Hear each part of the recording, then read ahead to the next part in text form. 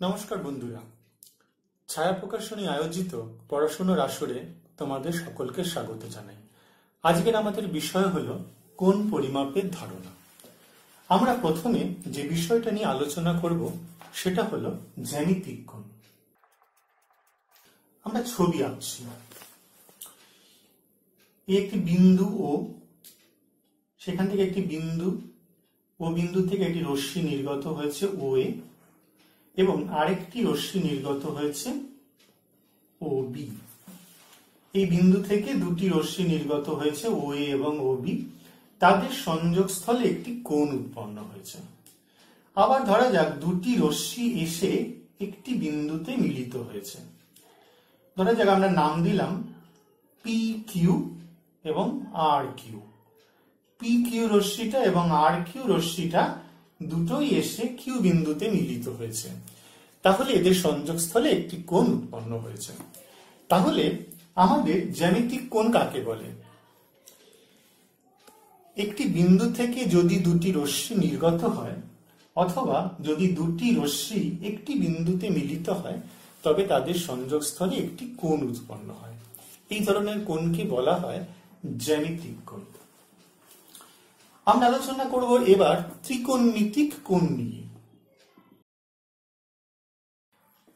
ধরা যাক ও এ একটি রশ্মি, যার প্রান্তবিন্দু ও, আর এই রশ্মিটা ও থেকে এ এর দিকে বিস্তৃত। এইবার এই রশ্মিটি ধরা যাক ঘড়ির কাঁটার বিপরীত দিকে ঘুরেছে, ঘুরে ও বি অবস্থানে এসেছে। তাহলে এই রশ্মিটা ও এ ছিল প্রথম অবস্থান, ইনিশিয়াল পজিশন, প্রাথমিক অবস্থান, আর সেটা ঘড়ির কাঁটার বিপরীত দিকে ঘোরে, অর্থাৎ অ্যান্টি ক্লকওয়াইজ। ঘড়ির কাঁটা যেদিকে ঘোরে, আমরা জানি ঘড়ির কাঁটা কোন দিকে ঘোরে, এই দিক বরাবর ঘোরে, ঠিক আছে? এইভাবে ঘুরতে থাকে। এই কোণটা উল্টো দিকে গেছে, এই রশ্মিটা উল্টো দিকে তৈরি হয়েছে। তাহলে এই যে কোণটা উৎপন্ন হয়েছে, এই কোণটাকে বলা হয় ত্রিকোণমিতিক কোণ। আবার এরকমও তো হতে পারে, এটা হচ্ছে ও এ রশ্মি, প্রাথমিক অবস্থান, এই রশ্মিটা ঘড়ির কাঁটার দিকে ঘুরেছে, এরকমও হতে পারে। তাহলে ও এ রশ্মিটা প্রথমে এরকম ছিল, সেটা ঘড়ির কাঁটার দিকে ঘুরে ওসি অবস্থানে এসেছে। সেক্ষেত্রেও আমরা বলবো এদের সংযোগস্থলে যে কোণটা তৈরি হয়েছে, মানে ও এ রশ্মিটা প্রাথমিক অবস্থান আর অন্তিম অবস্থান, এই দুটো অবস্থানের মধ্যে যে কোণটা উৎপন্ন হয়েছে, এই কোণটাকে বলা হচ্ছে ত্রিকোণমিতিক কোণ। ঠিক আছে? অর্থাৎ আমাদের ডেফিনেশনটা কি? কোনো একটি রশ্মি তার প্রান্ত বিন্দুতে স্থির থেকে, ঠিক আছে, প্রান্ত বিন্দুকে কেন্দ্র করে ঘড়ির কাঁটার বিপরীত দিকে অথবা ঘড়ির কাঁটার দিকে ঘুরে যে কোণ উৎপন্ন করে, তাকে বলা হয় ত্রিকোণমিতিক কোণ। এবার দেখো রশ্মিটা ঘড়ির কাঁটার বিপরীত দিকে ঘুরছে, ঘড়ির কাঁটার দিকে ঘুরছে, তাহলে আমরা কি বলবো? ঘড়ির কাঁটার বিপরীত দিকে যদি ঘোরে, তাহলে এই কোণটাকে বলা হবে ধনাত্মক কোণ, আর ঘড়ির কাঁটার দিকে যদি ঘোরে, তাহলে এই কোণটাকে বলা হবে ঋণাত্মক কোণ। ঠিক আছে? আমরা বুঝতে পারলাম। আমরা ত্রিকোণমিতিতে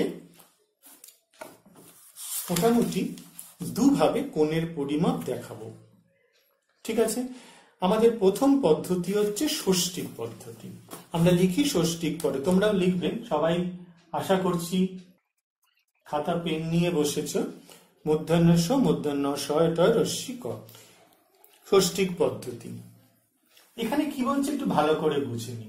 বলছে যদি ঘূর্ণায়মান রশ্মি এক পাক ঘুরে আসে, যদি একটি ঘূর্ণায়মান রশ্মি মনে করো এরকম রয়েছে ও থেকে এ, যদি এটা এক পাক ঘুরে আসে, তাহলে এই যে কোণটা উৎপন্ন করে সেটিকে বলা হয় 360 ডিগ্রি।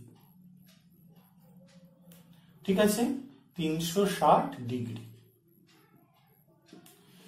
এবার এই যে 360 ডিগ্রি কোণ তৈরি হলো, তাই তো? এই হচ্ছে আমাদের কেন্দ্র। এই রশ্মিটা যদি এইখানে থাকে, এইখানে যদি থেকে শুরু হয় ও এ যদি পুরো এক পাক ঘুরে আসে তাহলে এখানে 360 ডিগ্রি কোণ উৎপন্ন হয়। এদিকেও ঘুরতে পারে, এদিকেও ঘুরতে পারে। যদি ঘড়ির কাঁটার দিকে ঘোরে তাহলে আমরা ঋণাত্মক কোণ বলবো, যদি ঘড়ির কাঁটার বিপরীত দিকে ঘোরে তাহলে এটাকে আমরা ধনাত্মক কোণ বলবো। ঠিক আছে, আমরা এখানে ধনাত্মক ঋণাত্মকের কথা বলছি না, আমরা বলছি টোটাল কোণটা উৎপন্ন হচ্ছে, সেই কোণটার মানটা শুধু আমরা বলছি। কোন দিকে ঘুরছে সেটা এখন বলছি না, শুধু কোণটা কত তার পরিমাপটা বলছি 360 ডিগ্রি। এইবার এই 360 ডিগ্রি কোণকে 4টি ভাগে বিভক্ত করা হয়। ঠিক আছে, এই এক একটা ভাগকে বলা হয় এক সমকোণ। তাহলে এখানে কটা ভাগ করা হলো? এটা 90, 90, 90, 90, 90, 180, 270, 360। তাহলে 4 সমকোণ ইকুয়াল টু হচ্ছে 360 ডিগ্রি। তাহলে এক সমকোণ হচ্ছে আমাদের 90 ডিগ্রি। ঠিক আছে, তাহলে আমরা কি বললাম? 360 ডিগ্রি কোণকে 4টি সমান ভাগে বিভক্ত করা হয়, আর প্রত্যেকটি ভাগকে আমরা বলবো কি? এক সমকোণ। ঠিক আছে, এক সমকোণ বলবো। বেশ, তারপর আমরা চলে আসি এই এক সমকোণ যে কোণটা রয়েছে, এই এক সমকোণ কোণটিকে 90টি সমান ভাগে বিভক্ত করা হয়। ঠিক আছে, এই যে 90 ডিগ্রি কোণ আমরা প্রত্যেকটি ক্ষেত্রে পাচ্ছি, এই 90 ডিগ্রি কোণকে 90টি সমান ভাগে বিভক্ত করা হয়। এইবার এই যে 90টি সমান ভাগে ভাগ করা হয়, তাহলে 90 ডিগ্রি কোণকে 90টি সমান ভাগে ভাগ করা হয়। তাহলে প্রত্যেকটি ভাগ কত হবে? সবাই বুঝতে পারছো? 1 ডিগ্রি করে হবে, 1 ডিগ্রি। এইবার 1 ডিগ্রি কোণকে আবার 60টি সমান ভাগে ভাগ করা হয়। প্রত্যেকটি ভাগকে বলা হয় 60 মিনিট। তাহলে 1 ডিগ্রি ইজ ইকুয়াল টু হচ্ছে 60 মিনিট। 1 ডিগ্রি কোণকে 60টি সমান ভাগে ভাগ করা হয়। 1 মিনিট কি করে লেখা হয় বাংলায়? 1 মিনিট, আর সেটাকে 60-এর মাথায় একটা ড্যাশ দিয়ে সেটাকে ডিনোট করা হয়। আবার এই যে 60 মিনিটকে ভাগ করা হয়েছে, এক্ষেত্রে আবার প্রত্যেকটা যে ভাগ রয়েছে সেটা 1-1 মিনিট করে হবে। এই 1-1 মিনিটকে আবার 60টি সমান ভাগে ভাগ করা হয়। 1 মিনিটকে 60টি সমান ভাগে ভাগ করা হয়। প্রত্যেকটা মিনিট ভাগকে বলা হয় 1 সেকেন্ড। তাহলে কটা ভাগ হবে? মোট 60টা ভাগ হবে বললাম। তাহলে এই 1 মিনিটকে 60টি সমান ভাগে ভাগ করা হয়, প্রত্যেকটি ভাগকে বলা হয় 1 সেকেন্ড। তাহলে 1 minute is equal two 60 second. তাহলে আমরা কি কি পেয়ে গেলাম? 1 ডিগ্রি, প্রথমে আগে লিখি আমরা, 90 ডিগ্রি ইজ ইকুয়াল টু 1 সমকোণ। 1 ডিগ্রি ইজ ইকুয়াল টু হচ্ছে কত পেলাম? 60 মিনিট। আর 1 মিনিট ইজ ইকুয়াল টু কত পেলাম? 60 সেকেন্ড। এই যে পদ্ধতিটা হলো, এই পদ্ধতিটাকে আমরা বলবো ষষ্ঠিক পদ্ধতি। ঠিক আছে, নেক্সট আরেকটা পদ্ধতি কিন্তু আমাদের ভীষণ ইম্পর্টেন্ট, সেই পদ্ধতিটি ভালো করে খেয়াল করো। ঠিক আছে, সেই পদ্ধতিটিকে আমরা বলবো বৃত্তীয় পদ্ধতি। ঠিক আছে, একটা ছবি আঁকতে হয়, ভালো করে একটু বুঝি। এই আমাদের বৃত্ত, যার কেন্দ্র ও, ব্যাসার্ধ আর একক। বুঝতে পেরেছ? একটা বৃত্ত নিলাম যার ব্যাসার্ধ ইজ ইকুয়াল টু আর একক, আর কেন্দ্র হচ্ছে ও। এইবার এই যে ব্যাসার্ধ, এই ব্যাসার্ধের সমান একটা বৃত্তচাপ আমরা নিচ্ছি। ভালো করে বুঝে নাও, যে ব্যাসার্ধ রয়েছে, মনে করো ও এ ব্যাসার্ধ, এর সমান দৈর্ঘ্যের একটা বৃত্তচাপ আমরা এখান থেকে নিয়ে নিলাম, এ বি। তাহলে এই যে বৃত্তচাপের দৈর্ঘ্য আমাদের হয়ে গেল আর একক। এবার এই প্রান্ত বিন্দুর সাথে ও বিন্দুটা যুক্ত করা হলো, তাহলে এটাও একটা ব্যাসার্ধ। এই যে কোণটা উৎপন্ন হয় সেটা কি বলবো আমরা? 1 রেডিয়ান। অর্থাৎ ডেফিনেশনটা কি? একটি বৃত্তের সমান দৈর্ঘ্যের চাপ একটি বৃত্তের ব্যাসার্ধের সমান দৈর্ঘ্যের চাপ বৃত্তর কেন্দ্রে যে কোণ উৎপন্ন করে তাকেই বলা হয় 1 রেডিয়ান, 1 রেডিয়ান। সেটাকে নোটেশনে কিভাবে লেখা হয়? 1 মাথায় ছোট্ট করে সি লেখা হয়। ঠিক আছে, বুঝতে পেরেছো? আরেকটু ভালো করে বলে দিই, এইটা একটা বৃত্তকলা, এটা একটা বৃত্তকলা আমাদের, বুঝতেই পারছি আমাদের। এর ব্যাসার্ধ আর একক, এইটা আর একক, আর এই যে চাপ সেটাও আর একক। তাহলে এই যে আর একক চাপ কেন্দ্রে উৎপন্ন করে যে কোণটা, সেটাই হবে আমাদের 1 রেডিয়ান কোণ। এই পদ্ধতিটাকেই আমরা বলবো বৃত্তীয় পদ্ধতি। এবার আমরা আসবো বৃত্তীয় পদ্ধতি এবং ষষ্ঠিক পদ্ধতির মধ্যে সম্পর্ক। বৃত্তীয় পদ্ধতি এবং ষষ্ঠিক পদ্ধতির মধ্যে সম্পর্ক। হেডিং লেখো সবাই, বৃত্তীয় পদ্ধতি, ষষ্ঠিক পদ্ধতি ও বৃত্তীয় পদ্ধতির মধ্যে সম্পর্ক। খুব সহজ। আমাদের ছবিটা আরেকবার আঁকছি ছোট্ট করে, এবার বড় করে আঁকবো না। একটা বৃত্ত এঁকে ফেললাম। এই বৃত্তটার ব্যাসার্ধ আর একক, এইটাও আর একক নিলাম, আর এই যে চাপ নিয়েছিলাম এবি চাপ, সেটাও হচ্ছে আর একক। তাহলে এখানে কেন্দ্রে কত কোণ উৎপন্ন হয়েছিল? 1 রেডিয়ান কোণ উৎপন্ন হয়েছিল। এবার দেখো একটা কথা আমরা বুঝে নিই, যে বৃত্তের পরিধি বৃত্তের কেন্দ্রে কত কোণ উৎপন্ন করে? 360 ডিগ্রি কোণ উৎপন্ন করে। তাহলে এই বৃত্তটির ব্যাসার্ধ কত? আর একক। তাহলে পরিধি কত? 2 পাই আর একক। পরিধি হচ্ছে 2 পাই আর একক। ঠিক আছে, এইবার 2 পাই আর একক কেন্দ্রে উৎপন্ন করে কত? 360 ডিগ্রি কোণ। তাই তো? বৃত্তের পরিধি বৃত্তের কেন্দ্রে উৎপন্ন করে 360 ডিগ্রি কোণ। তাহলে 1 একক চাপ লিখতে পারি। 1 একক চাপ কেন্দ্রে উৎপন্ন করে 360 2 পাই আর ডিগ্রি কোণ। আর একক চাপ কেন্দ্রে উৎপন্ন করে কত? 360 into r by 2 pi r degree কোণ। তাহলে কত কোণ উৎপন্ন হয়েছে বলো? 360 বাই 2 পাই ডিগ্রি কোণ। এটা আমরা লিখে দিলাম। এটা কে উৎপন্ন করেছে? আর একক চাপ বৃত্তের কেন্দ্রে এটা উৎপন্ন করেছে। ঠিক আছে সবার? এইবার দেখো, আবার এইটা হচ্ছে আমাদের কি পদ্ধতিতে আমরা হিসাব করেছি? এটা আমরা হিসেব করেছি ষষ্ঠিক পদ্ধতিতে। ঠিক আছে সবার? এবার বৃত্তীয় পদ্ধতির ডেফিনেশনটা বা সংজ্ঞাটা কি ছিল? একটি বৃত্তের ব্যাসার্ধের সমান দৈর্ঘ্যের চাপ কেন্দ্রে যে কোণ উৎপন্ন করে সেটাই হচ্ছে 1 রেডিয়ান।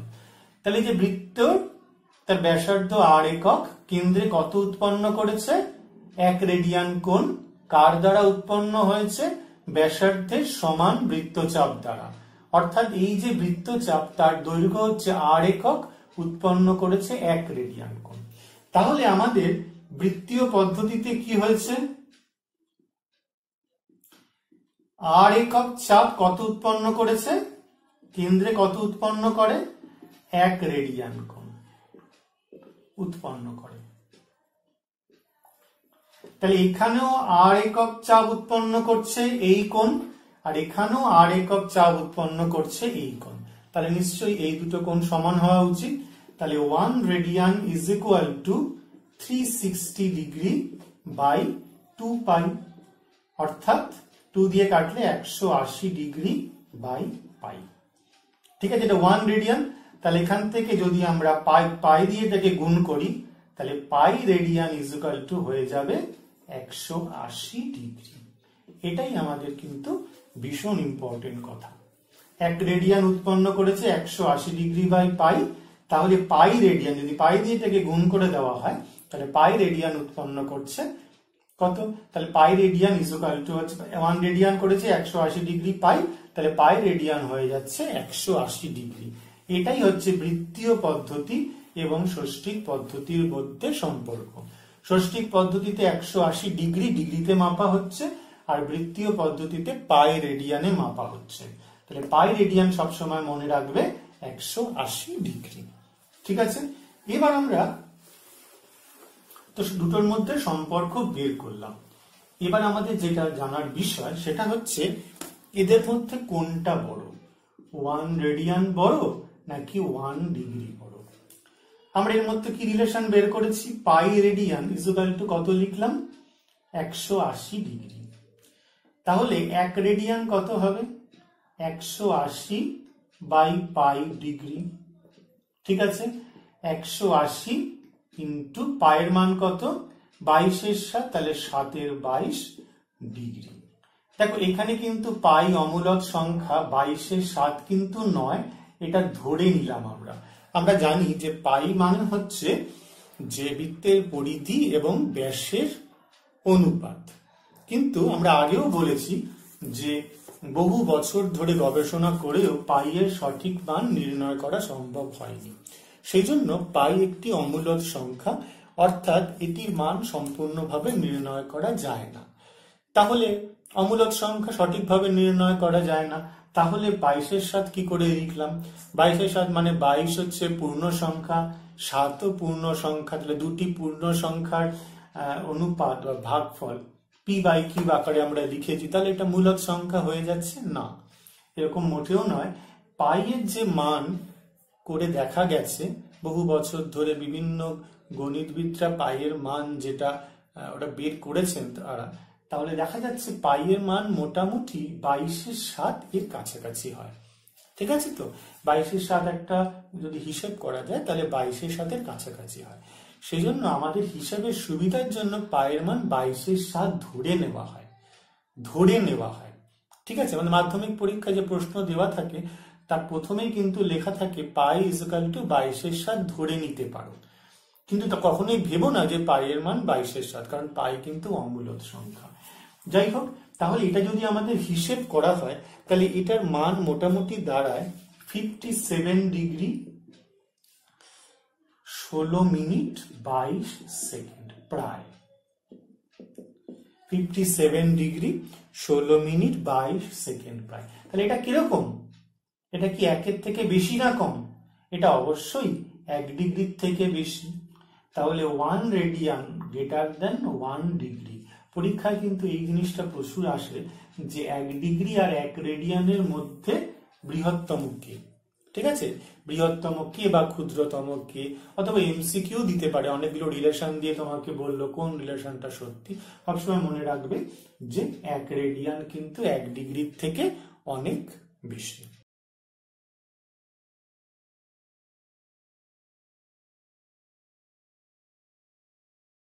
সঠিক প্রস্তুতি মানেই দরকার ছায়া প্রকাশনীর শিক্ষক সিরিজের বই।